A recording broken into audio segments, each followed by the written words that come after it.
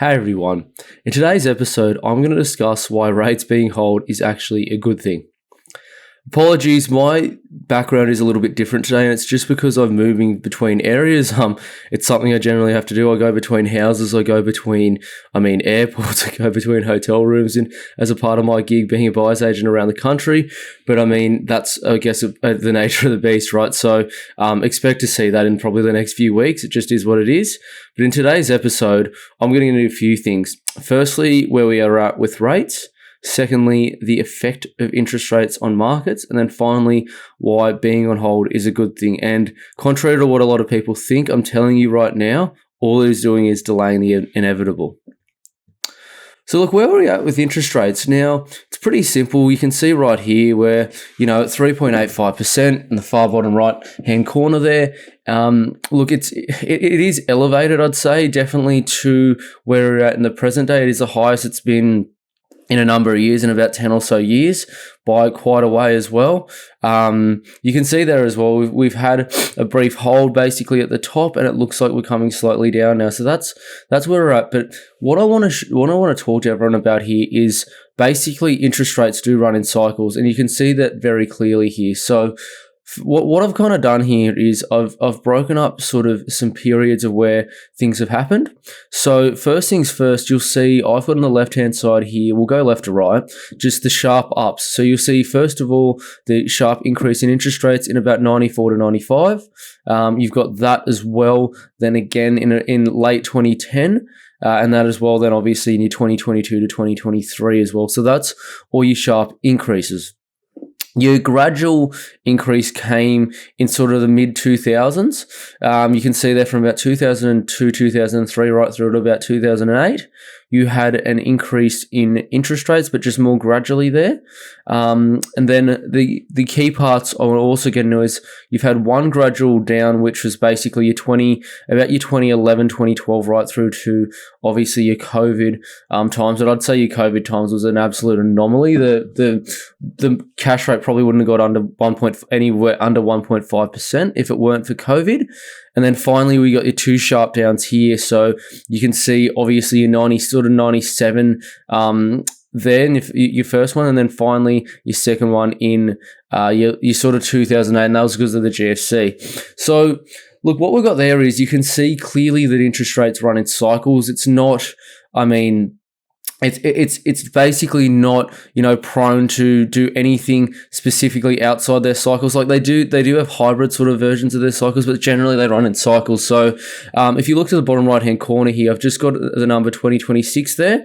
And the reason I've got that there is, look, I think what's going to happen here is you will get a fairly sharp, probably immediate decrease in interest rates. I think it will then sort of graduate out, and I think it's probably going to go somewhere probably in the mid to late twos, I'd say, in terms of the cash rate. That's probably what's going to happen. We are in an environment, where we do actually have quite a few, I'd say, international pressures, obviously with tariffs and everything else. And we also, not only that too, but we also do have inflation that is, don't get me wrong, it's in the band 100%, but we do have inflation that's not well below the band. So it doesn't really completely justify, I guess, cutting interest rates, straight down like they probably have in the past, especially in somewhere like, your 2008 to 2009, not like that. But I think what you'll find is it'll probably be a hybrid between the gradual and sharp down. That's what's going to happen. We're definitely on the down slope of it. But as to how fast they do, it's probably a question to be answered. For those that were watching the RBA's decision, and especially if you took notes on what Michelle Bullock had to say, basically what she said was they are considering cutting rates, but they want to see the quarterly inflation data. And if you look at the previous two rate cuts, that's really what they've done. They've basically waited for that quarterly data to come in and make sure the decision they're making is the right one. Which I actually don't think is a bad thing. I'm in the industry, but it doesn't really bother me too much because naturally speaking, I think the government should be completely, separate from the RBA. The RBA should just make decisions on what they feel deems best because they're getting paid to do so. But regardless of that, like what basically, if you listen to the rhetoric, was saying is that they're definitely considering interest rate cuts, and there is a possibility, especially in the last meeting, of a 0.5% cut too. So they're definitely coming. There's no doubt about that. They're just a little bit more conservative about the way they're doing things. They want more, should I say, a larger sample size of data. That's really what they were saying. They're obviously considering international pressures and everything else and all that kind of thing too. But that's really what it is. And look, what's actually keeping interest rates up as well is just government spending. So, if you want to look at, for example, how much, Albanese and the Labor government have actually spent on public services and especially jobs growth, it's something like above 85%. I think it's close to 90 if I'm not mistaken, percent of the jobs growth has been in the public sector. So what's happening there is what they're trying to do is they're trying to prop up the economy with tax-paid money and just make and get the figures to look very good. And what has happened over time too is that those figures are actually quite tainted, in my opinion. So in the unemployment rate, for example, if you're actually not looking for a job for any longer than 6 months, you're not actually considered unemployed anymore. That has been changed fairly recently in recent years. So that's another thing. Like the unemployment rate it has been completely manipulated over time. And that's the whole reason why the unemployment rate still looks low. It's first of all government spending. It's also how they define it. So that's another thing that's actually keeping them up. But anyway, aside from that, as I said, where we're really at here is we are definitely on the downslope of interest rates. I don't think it's going to go up from here. Probably not for a couple of years or so. It's just generally how they run in cycles. It would be quite should I say rare if they do. The only case I could see if they did rise is if they started to drop it something like the 2008, 2009 times, and they dropped it way too far, which I don't think is a good idea. And I think our government will be a little bit more conservative with that, if I'm straight honest there. But that's kind of where we're at, and that's what I kind of see in the market at the moment anyway. Look, a good question to ask is, what happens with interest rates and house prices, and what's the effect of them on the market? Now, this is ABS data here. This only goes to about 2022 because it's the last time they extrapolated all their data accurate to this level. So this is just a graph here, and you'll see the cash rate target there, and you'll see basically, which is in the darker sort of navy blue, and then you'll see in kind of like the aqua blue there, the line graph of house prices. Now, you can clearly see here that basically shortly after rates dropping, there is quite generally an effect of growth. It's fairly common to see growth in markets when rates are dropping. Now, what I should say here though is that if you take the Sydney and Melbourne market out of the equation, it changes the whole thing. Now, what you can't see here is basically this graph here is almost entirely a Sydney and Melbourne market's performance, because it takes up and if you include the Sydney and Melbourne, should I say regions, so that's from pretty much Geelong right through to Mornington, and that's pretty much from Newcastle to Shellharbour, so the Sydney Basin as well. That's more than 60% of this market here. So it does, don't get me wrong, it does definitely play a large part into it, and I'll get in that in a little bit. But you can see a graduation of generally the larger markets when rates drop having a pretty immediate effect.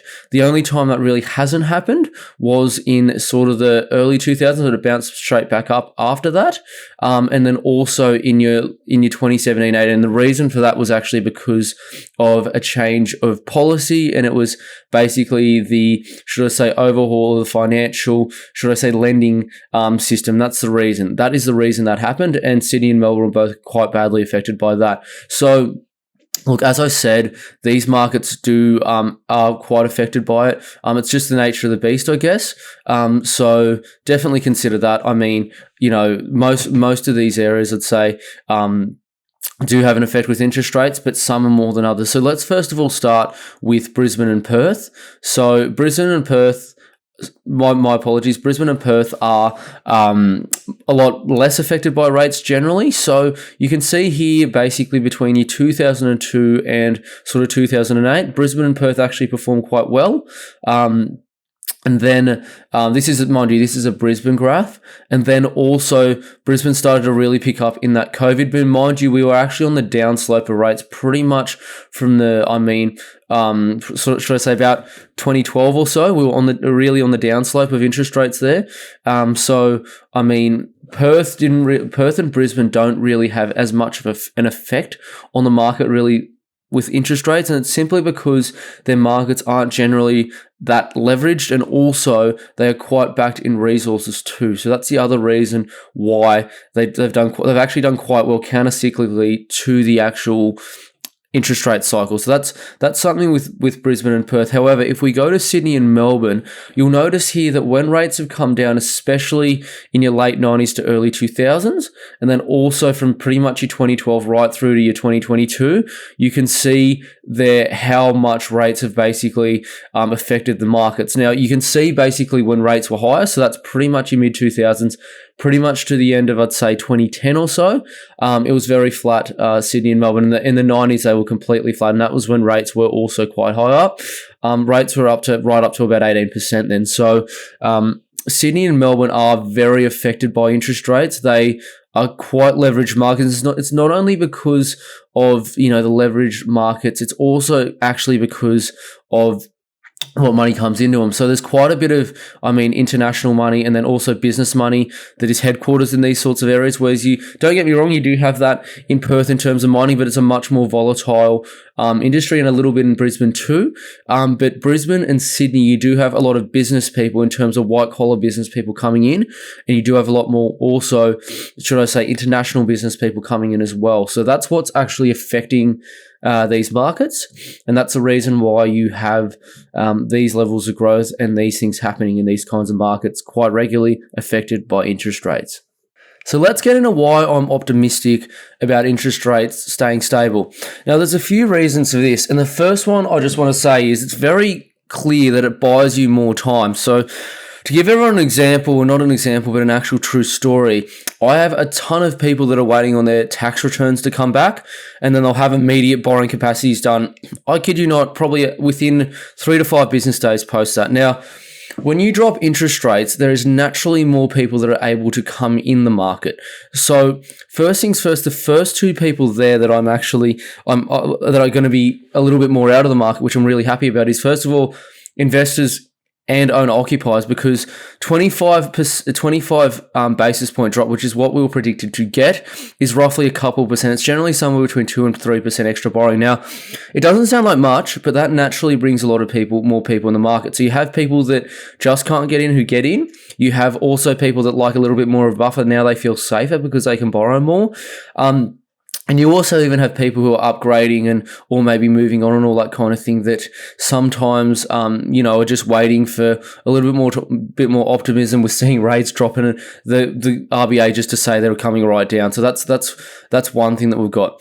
Another large thing that we have is those waiting for schemes. So if everyone was following anything to do with the federal election, you would have seen the 5% deposit guarantee basically come out. And if you don't know what that is, it's basically, I'd call it's a funny thing, but I'd call it the subprime government-backed guarantee of a 5% deposit, no LMI, no stamp duty. Basically there by the federal government. That's coming in as of early 2026. So, you've got a bit of time to those sorts of people come in, but they're all definitely sitting on the sidelines as well. What I'd say to people like that, if that's you, don't wait till 2026 because the market will price it in. Developers aren't stupid. People that, are in the market aren't stupid. People will bid things up before it even gets there. Developers will just raise their prices overnight. They're not dumb to those actual thresholds. It's just what they do.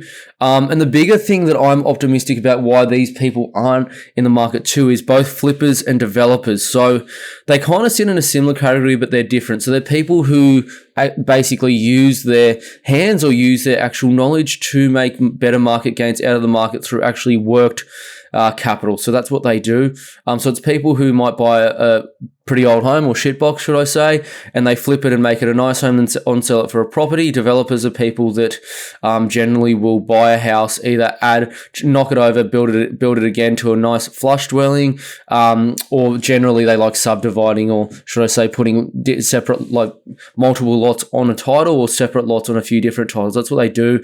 So townhouses, units, all those sorts of things, duplexes, those are your developers. Now, the thing people are forgetting is developers and flippers especially, they are very serious buyers. They're not like your general ones, like your investors, owner, occupiers, or people waiting for schemes. Those people will generally try to suss the market out for a little bit longer. They'll generally go somewhere between 1 and 3 months of sussing out the market before they make a move. Flippers and developers don't do that. If they see a deal that they want, they buy it. They're very, very serious buyers. So a lot of them at the moment are out of the market. It's simply because rates are up and they can't make their feasibilities actually work.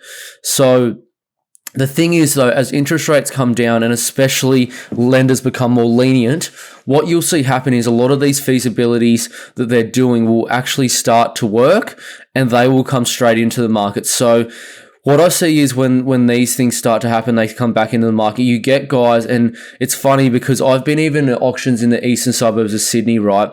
And everyone there is dressed very neatly. You think they're all like, investment bankers, solicitors and that. You get this guy who rolls in his ute, there's concrete all over his boots. He's got a high vis on and he stands there in the auction and keeps his hand up until he buys the home.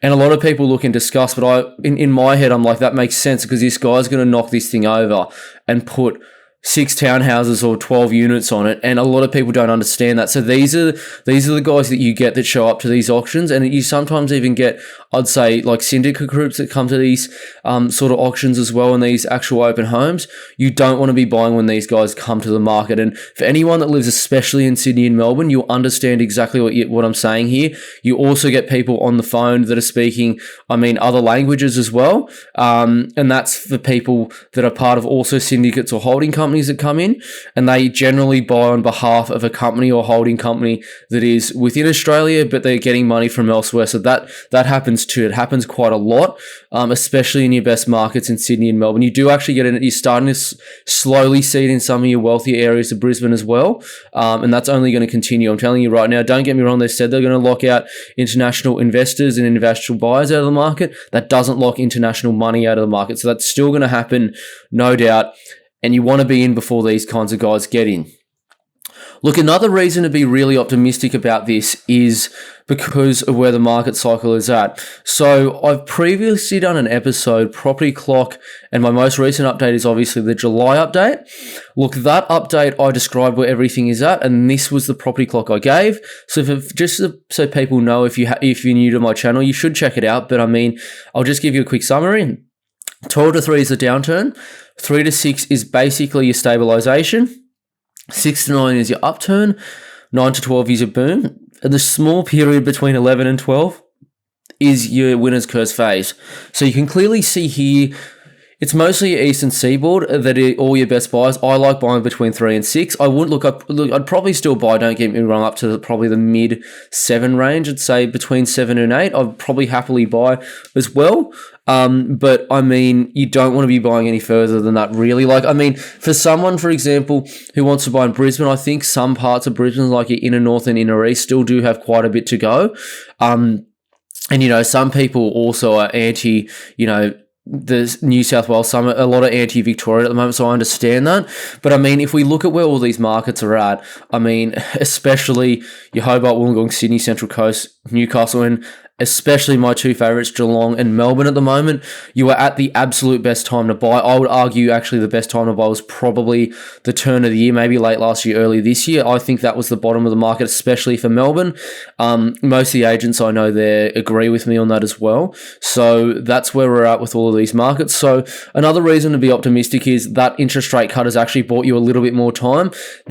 Especially those markets there that are in that stabilization phase, in the very bottom, should I say, their upturn, they would move quite quickly, even more so, if we were to get an interest rate cut. So for all those people sitting on the sidelines, it's actually bought you a little bit more time, which I'm very thankful about, mind you. let's just go also in because of what's happened here, the benefits of actually getting in the market. So first things first, no doubt 100% everyone's going to understand that you're going to get better prices here. So what do I mean by this? Obviously, less people in the market, you're going to get better prices. Now, you might get, for example, let's say 10 people through an open home at the moment, maybe 2 of those people are serious buyers, maybe 3. So 2 to 3 are serious out of 10. You get a 25 basis point interest cut. You're probably getting, I'd say, maybe something like 20 to 25 people, because people go with sentiment. It's just what people do. And I mean, you might get, let's say, somewhere between 3 and 6 serious buyers. Now, if that comes down to 0.5%, you're going to get probably something around I'd say, 30 to 35 people. You'll start to get the developers, and also not only that too, but your actual, should I say, flippers in the market who are very serious buyers. So you might now have 10 buyers, but 3 of them are developers and flippers. So if that happens, that really pushes the market up, because a lot of people can't actually compete with them because they have a lot more money than the average person. That's another thing to consider there. Another thing that people don't consider is the interest rate cuts are going to be within a lot of people's settlement period. So for those who are looking to buy pretty much in the next couple of weeks or month or so, what you'll see is if you can get a settlement period of anything like your 40 to 60 days or something like that, you're going to get interest rate cuts by the time you settle it. So it's going to look more expensive when you are actually in the period, should I say, of, getting your loan done. You get loan docs issued saying, you might say $3,000 a week. By the time you settle, it might say $2,880 or something like that. So that's actually going to help you a lot in terms of your cash flow as well. And the other couple of things are you have reasonable terms still in the market. So when the market really picks up, you get people throwing unconditional offers everywhere. They don't even get pest and building reports done. They don't inspect properties. They just call up, throw an unconditional offer. They don't even look at it. A lot of actually buyers agents do that. They don't care about their client. That's just what they do, a lot of them. And they just try to get deals done. But when the market is still, in the very early stages of the upturn or stabilization, a lot of the time you can get, ridiculously good terms. So, 5% deposits you can get quite easily. When the market's hot, they'll only say 10% because they know they can get it. Sometimes you might get better cool-offs than average. Sometimes you might get pest and building reports, or should I say, not only pest and building reports, but finance clauses as well. So all these terms are good. This is when you really want to be buying. You don't want to be doing this like when rates, drop right down, because there'll be people throwing unconditional offers everywhere. And an agent's always going to take an unconditional offer, even if it is a little bit slightly lower, because they know they have the sale. That's the reason. As I've discussed there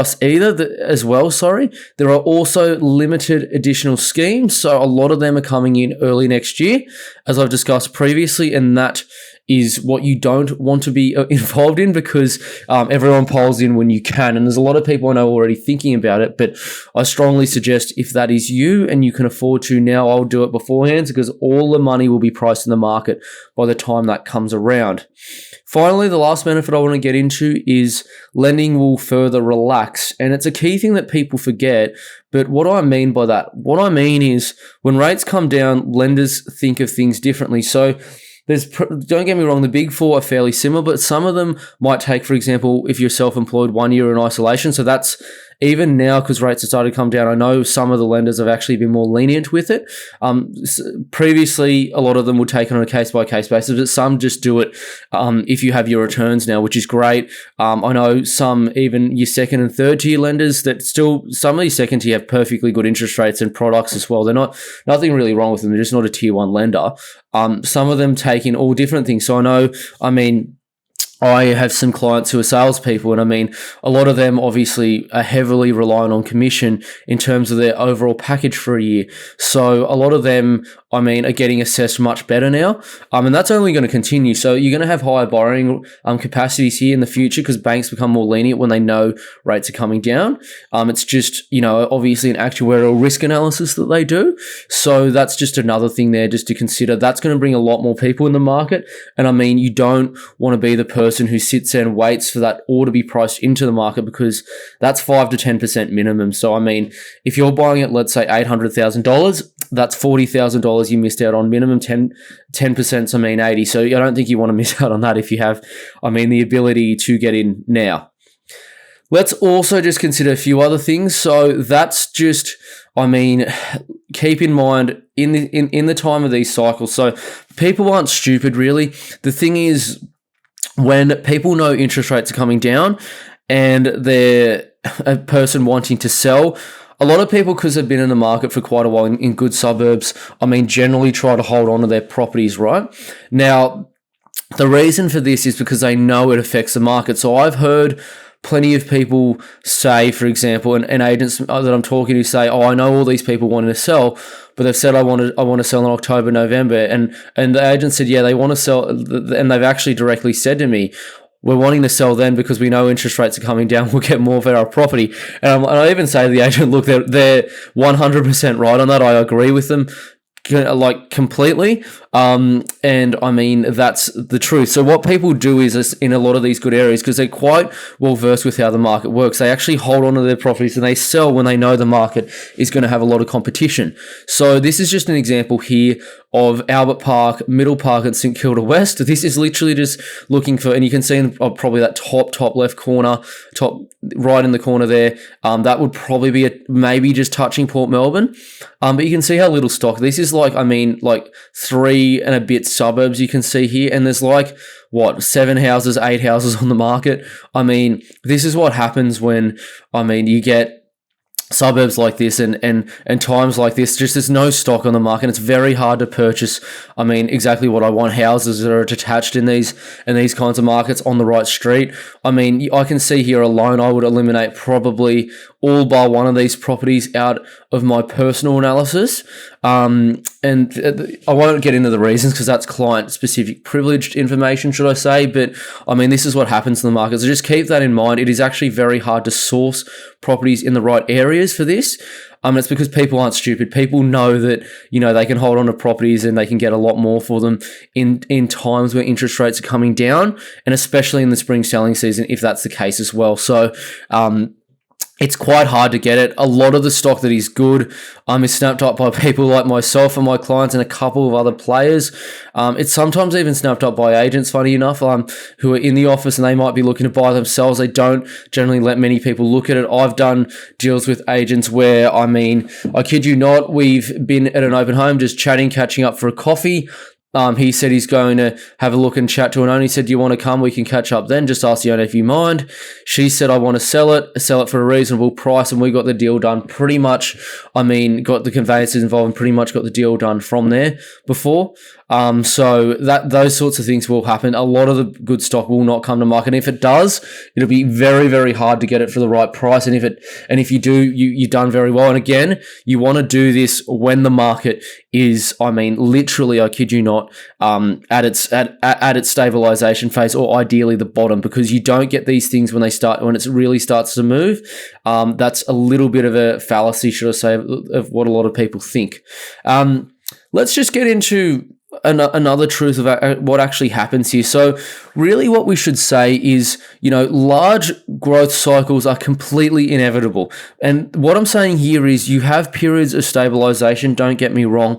And you have periods where markets go sideways, slightly backwards, up, and just stabilize for a long period of time. But what happens there is markets do inherently, what happens is they have built up demand. And now, don't get me wrong, the demand can be delayed by a number of factors. So a good example of that is interest rate cuts that can be delayed by.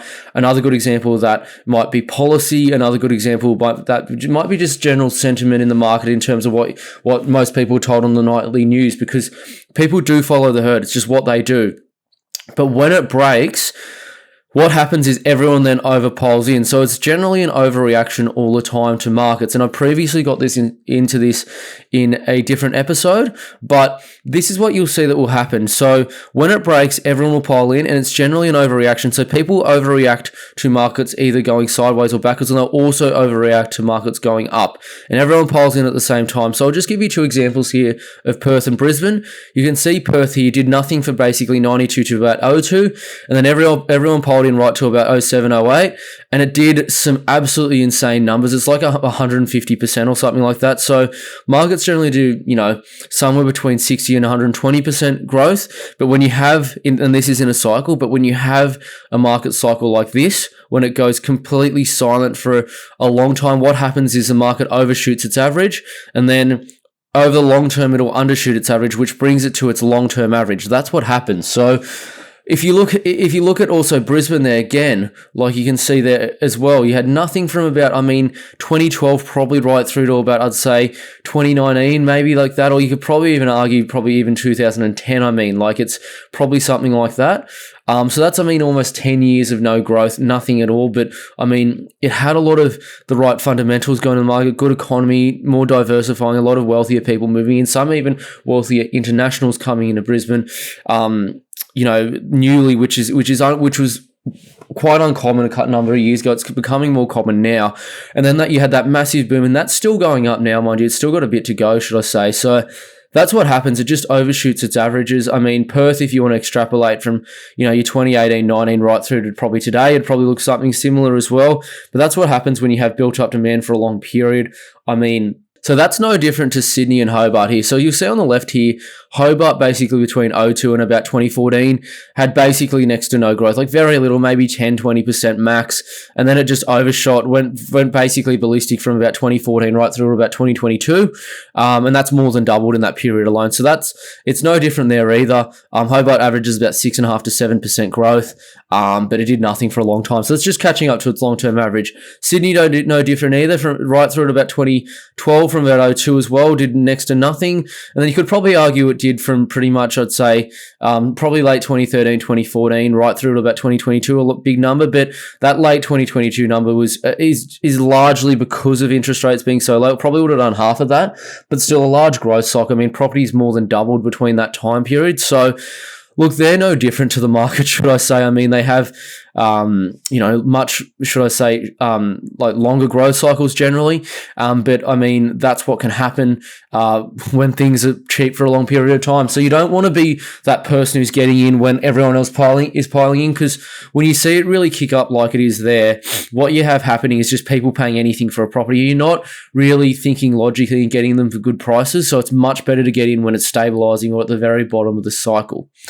Now, what do I think of all of this? Now, I've gone into all the cities, I've gone into behavioral analysis, I've gone into, all the benefits, the reasons why you should buy in it, where every market is at.